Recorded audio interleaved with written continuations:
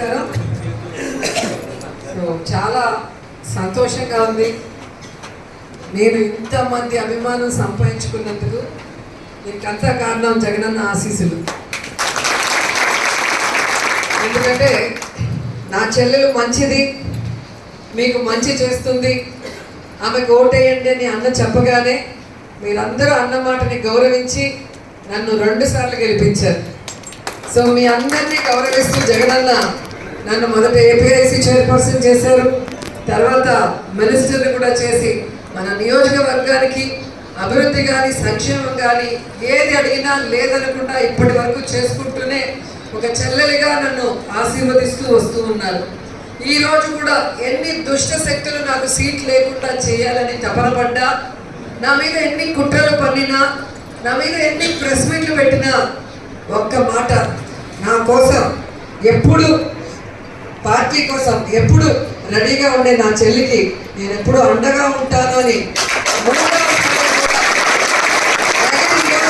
అభ్యర్థిగా నా చెల్లెలకి మీ చల్లటి ఆశీస్సులు ఉండాలి అని చెప్పి జగనన్న నన్ను ఆశీర్వదించి మళ్ళీ కూడా నాకు బీఫామ్ ఇచ్చి పంపించినందుకు ఆయనకి పాదాభివందనాలు చేస్తూ, ఈరోజు అన్న చేసిన సంక్షేమం అభివృద్ధిని ప్రజలకు అందించడమే కాకుండా నేను కూడా మీ అందరి కోరిక మేరకు ప్రతి మండలంలో కూడా ఎవరు ఏం చెప్పారో ఈ నియోజకవర్గానికి కావాల్సిన హాస్పిటల్స్ కానీ, అర్బన్ సెంటర్లు కానీ, అర్బన్ హెల్త్ సెంటర్లు కానీ, టెంపుల్స్ కానీ, పార్కులు కానీ, శ్మశానాలు కానీ మన లీడర్స్ ఏది చెప్పినా కూడా లేదనకుండా జగనన్న దగ్గర పర్మిషన్ తీసుకొని అన్న ఆశీర్వాదంతో ఈ 5 ఏళ్ల కాలంలో అన్ని కార్యక్రమాలు కూడా చేసి ఇవ్వడం జరిగింది. మీరే చూశారు, 30-35 సంవత్సరాలలో ఎమ్మెల్యేలు చేయలేనిది మనం 5 సంవత్సరాలలో 2.5 సంవత్సరం కోవిడ్ పోయినా మిగతా సమయంలోనే ఒక ఎమ్మెల్యేగా ప్రారంభించినవి మంత్రిగా ఓపెన్ చేసి ప్రజలకి అందుబాటులోకి తీసుకొచ్చాము అంటే ఇది జగనన్న ఆశీర్వాదమే అని నేను గట్టిగా చెప్పగలను. ఎందుకంటే గతంలో మనం చూసాం, ఒక స్కూల్ రూమ్ కట్టాలంటే ఎన్ని సంవత్సరాలు ఎదురు చూడాలి. కానీ ఈరోజు స్కూళ్ళే రెనోవేట్ చేసేసి ఎన్ని రూమ్స్ కావాలంటే అన్ని రూమ్స్ కట్టించి, బాత్రూమ్స్, అలాగే డిజిటల్ బోర్డ్స్, కూర్చోవడానికి బెంచీలు, తినడానికి మంచి ఫుడ్, ఆర్ఓ ప్లాంట్ వాటర్, అలాగే ట్యాబ్స్, సిబిఎస్ఈ సిలబస్, ఇట్లా మనం కళలో కూడా కలిగి ఉంటాం. ఇంత చక్కగా మన పేద పిల్లలకి మనం ఎడ్యుకేషన్ సిస్టమ్ని తీసుకొచ్చి మంచి చదువును అందించగలమని ఎప్పుడైనా ఎదురు చూసారా? ఎక్స్పెక్ట్ చేశారా? కానీ ఎవరి ఊహకి అందని విధంగా ఈరోజు పేద బిడ్డలు పెద్ద చదువులు చదువుకునే విధంగా చక్కగా స్కూల్స్ని ఈరోజు మనకి అన్ని రకాల ఫెసిలిటీస్తో, క్వాలిటీ ఎడ్యుకేషన్తో అందించడం జరిగింది. నిజంగా ఇలాంటి గొప్ప ఆలోచన గొప్ప మనుషులకే వస్తుంది.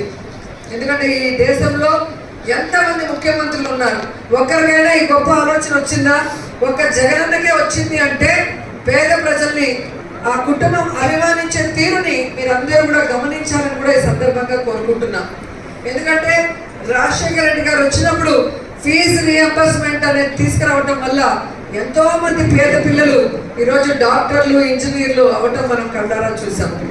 కానీ డ్రాప్ అవుట్స్ అవుతున్నవి మనం చాలా చూస్తున్నాం. 10th వరకు ఉండి ఆ తర్వాత ఎడ్యుకేషన్కి ఆడపిల్లల్ని పంపించలేని పరిస్థితి, లేదా ప్రైవేట్ స్కూల్స్లో అప్పులు చేసి అబ్బాయికి అయితే పెట్టగలరు కానీ అమ్మాయికి పెట్టలేని పరిస్థితి. ఆ అప్పు కూడా వాళ్ళు చేయకుండా ఈరోజు గవర్నమెంట్ స్కూల్స్నే కార్పొరేట్ స్కూల్స్కి మించి చేయించాడు అంటే మన మీద ప్రేమతో మన బిడ్డలకి మంచి భవిష్యత్తు ఇవ్వాలన్న ఆలోచన చేశాడు అనేది మీరు ఒప్పుకుంటారా లేదా? సో అలాంటి వ్యక్తికి మనం రిటర్న్ గిఫ్ట్ ఏం చేయగలం? మనం వేసే ఓటు, వేయించే ఓటుతోనే రిటర్న్ గిఫ్ట్ చేయగలం. అలాగే మనం ఆరోగ్య సురక్ష కానీ, ఆరోగ్య ఆసరా కానీ, ఆరోగ్యశ్రీని 5 లక్షల నుంచి 25 లక్షలు పెంచడం కానీ, ముఖ్యంగా మన హాస్పిటల్స్ మీరు చూశారు, గతంలో ఎలా ఉండేవి 100 బెడెడ్ హాస్పిటల్ కానీ, పిహెచ్సిలు ఈరోజు ఎలా ఉన్నాయో మీరే చూస్తున్నారు. ఎవరికైనా ప్రైవేట్ హాస్పిటల్కి వెళ్ళాల్సిన అవసరం కూడా లేకుండా పోయింది.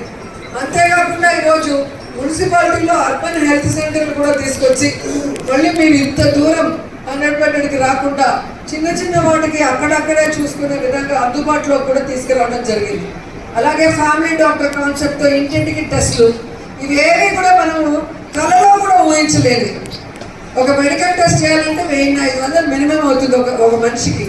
అట్లాంటిది ఇంట్లో నలుగురు ఉంటే నలుగురికి ఫ్రీ ఆఫ్ కాస్ట్ వచ్చేసి మీకు ఒక కాన్ఫిడెన్స్ కదా, టెస్ట్ జరిగి మనకి ఏం లేదు అని డాక్టర్ చెప్తే రెట్టించిన ఉత్సాహంతో మనం ఉంటాం.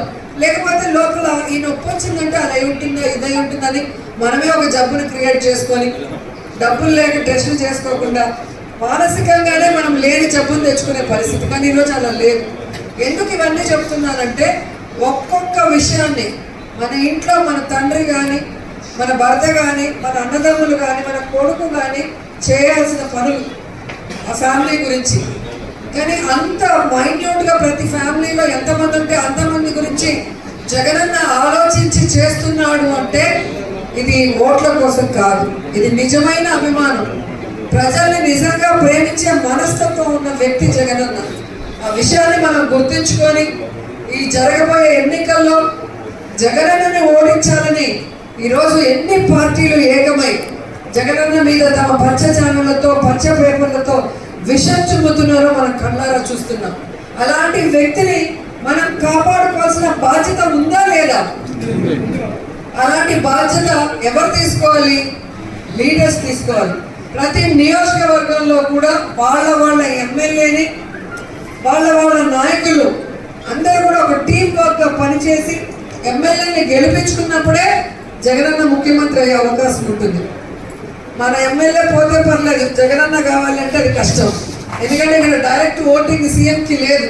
ఎమ్మెల్యేలు గెలిస్తే ఆ ఎమ్మెల్యేల నెంబర్ని బట్టే సీఎం గారు అవుతారు. కాబట్టి మనలో ఏవైనా చిన్న చిన్న గొడవలున్నా, మనలో ఏవైనా చిన్న చిన్న అసంతృప్తులున్నా అందరూ కూడా క్షమించి ఒక రెట్టించిన ఉత్సాహంతో ఒక సైనికుల్లాగా రేపటి నుంచి మనం పని చేయాల్సిన బాధ్యత ఉందని ప్రతి ఒక్కరిని కూడా నేను చేతులెత్తి రిక్వెస్ట్ చేస్తూ అడుగుతున్నాను. ఎందుకంటే ఇదే విడిపోయిన రాష్ట్రంలో, ఇదే అప్పుతో మనకి ఇచ్చిన రాష్ట్రంలో చంద్రబాబు నాయుడు మరింత అప్పులు చేసి రాష్ట్రాన్ని ఏ విధంగా సర్వనాశనం చేసి వెళ్ళిపోయడం మనం చూసాం. జగనన్న వచ్చే రోజుకి 100 కోట్లు మాత్రమే ఖజానాలో ఉంది. చాలా వాటికి అప్పులు పెట్టేసిపోయాడు కట్టకుండా చంద్రబాబు నాయుడు. కానీ ఏ రోజు కూడా జగనన్న నేను అప్పుల్లో ఉన్న రాష్ట్రం చేయలేను అన్న మాట ఎప్పుడైనా మీరు విన్నారా? ఎప్పుడు చిరునవ్వుతో తను చెప్పిన ప్రతి వాగ్దానాన్ని చేస్తూ కొత్త వాటిని కూడా ఈరోజు చేయగలుగుతున్నాడు అంటే మీకు చేయాలన్న ఒక మంచి ఉద్దేశంతోనే భగవంతుడి ఆశీస్సులతో ఈరోజు అన్నీ చేయగలుగుతున్నాడు.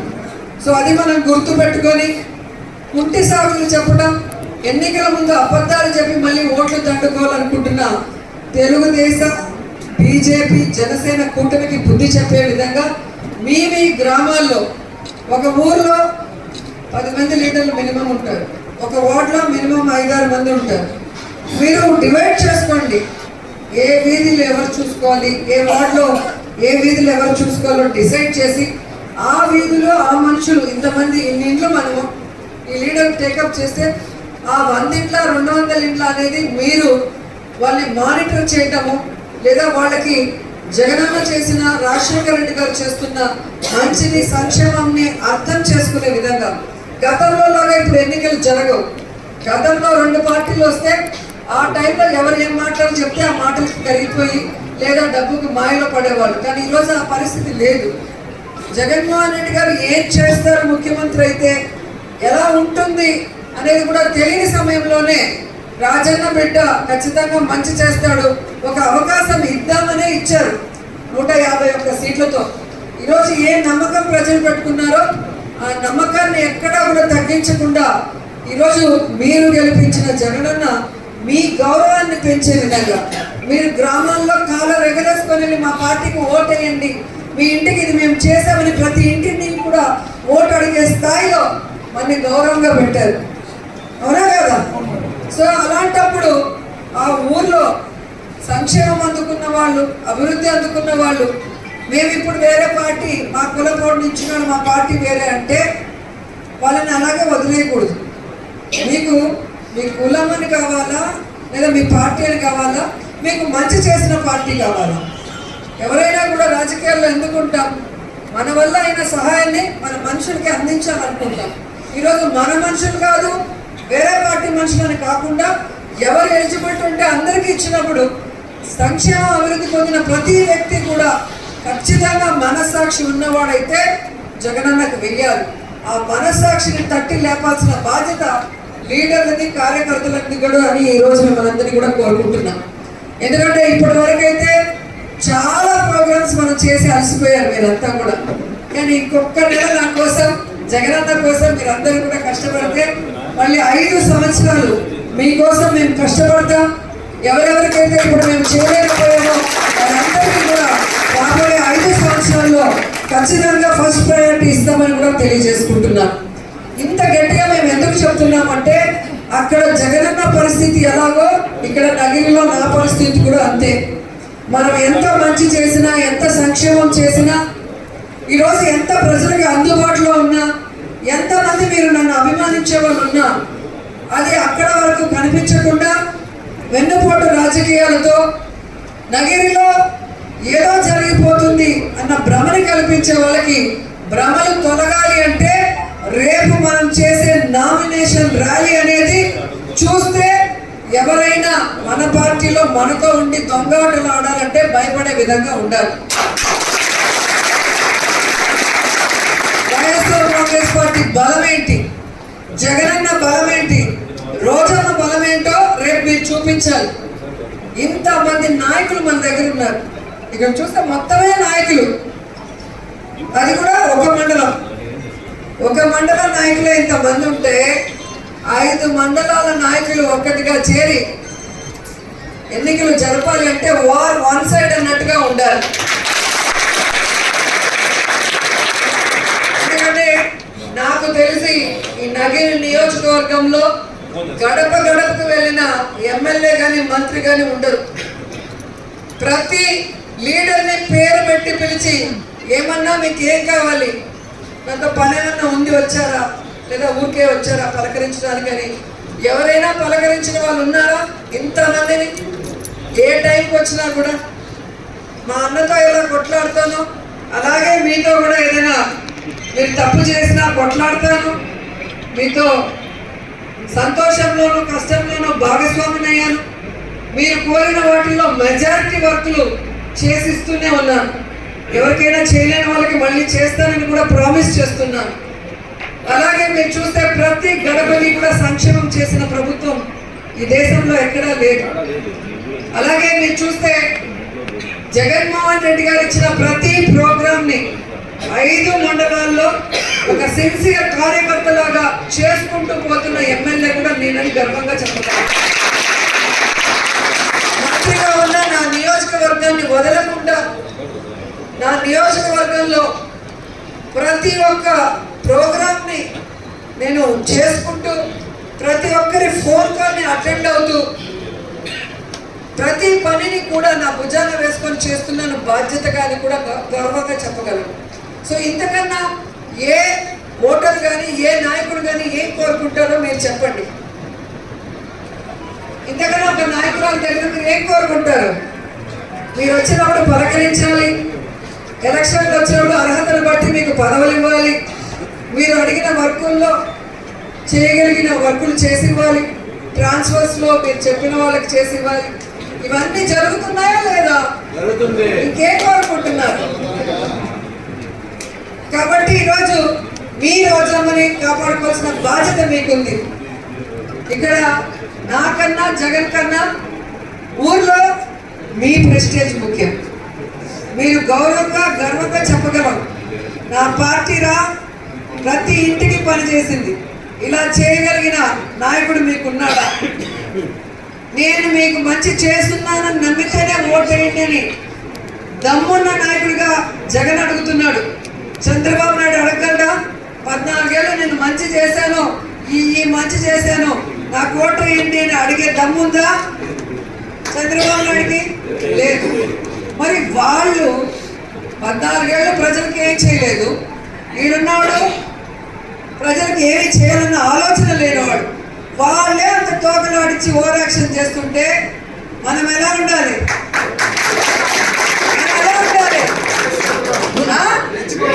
మరి రేపటి నుంచి స్టార్ట్ చేయండి, తగ్గేదే లేదన్నట్టుగా నామినేషన్తో మేమంతా సిద్ధం. జగనన్నని 2వసారి ముఖ్యమంత్రిని చేయడానికి ఇక్కడ రోజమ్మని మూడోసారి ఎమ్మెల్యేగా గెలిపించడానికి ప్రూఫ్ చేసుకునే విధంగా అందరూ కూడా రేపు 8:30 వచ్చేయాలి. 9 గంటలకి పూజ స్టార్ట్ అవుతుంది. 9:30కి మనం ర్యాలీ స్టార్ట్ చేస్తాం. ఎందుకంటే 10:30కి రావకాలం కాబట్టి అంత లోపల మనం ర్యాలీగా వచ్చేస్తాం. పుదుపేట వినాయకుడి టెంపుల్ దగ్గర పూజ చేసి స్టార్ట్ చేసి టవర్ క్లాక్ దగ్గర పబ్లిక్ మీటింగ్ చేసుకొని అక్కడి నుంచి ఓం శక్తి టెంపుల్ వరకు వచ్చి అక్కడ వైఎస్ఆర్ స్టాచ్యూకి పూలమాల వేసిన తర్వాత మీరందరూ కూడా డిస్పర్స్ అవ్వచ్చు. అక్కడి నుంచి మిమ్మల్ని కష్టపెట్టరు. ఎందుకంటే ఎంటీ రోడ్లో నడిచి అంత దూరం ఎండలో మీరు ఇబ్బంది పడకూడదు కాబట్టి ఓం శక్తి టెంపుల్ దగ్గర వైఎస్ఆర్ గారి విగ్రహానికి పూలమాల వేసాక మళ్ళీ నేను కారులో అక్కడి నుంచి ఫాస్ట్గా వెళ్ళిపోతాను. సో మీ అందరూ కూడా పొద్దున్నే వచ్చి నన్ను ఆశీర్వదించి మీ ఆడబిడ్డగా మూడోసారి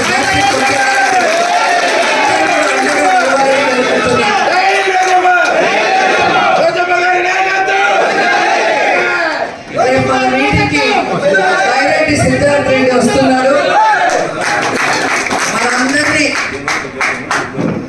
మీ అందరినీ ఉత్సాహపరిచేందుకు మన పార్టీకి నాలాగే పోరాటం చేసే పోరాట యోధుడు అని చెప్పచ్చు. చిన్న వయసులోనే జగనన్న కోసం ఎంత స్టబన్గా నిలబడి ఈరోజు యూత్ ప్రెసిడెంట్గా వైఎస్ఆర్ కాంగ్రెస్ పార్టీ బాధ్యతలు భుజాన వేసుకొని ముందుకు వెళ్తున్నాడు. సో పిలవగానే అక్క తప్పకుండా వస్తాను అన్నాడు. రేపు మార్నింగ్ 9:30కి మరి బైరెడ్డి సిద్ధార్థ కూడా మనతో పాటు యూత్ అంతా కూడా ఎక్కువగా రావాలి అని లీడర్స్ అందరినీ కూడా కోరుతున్నాను.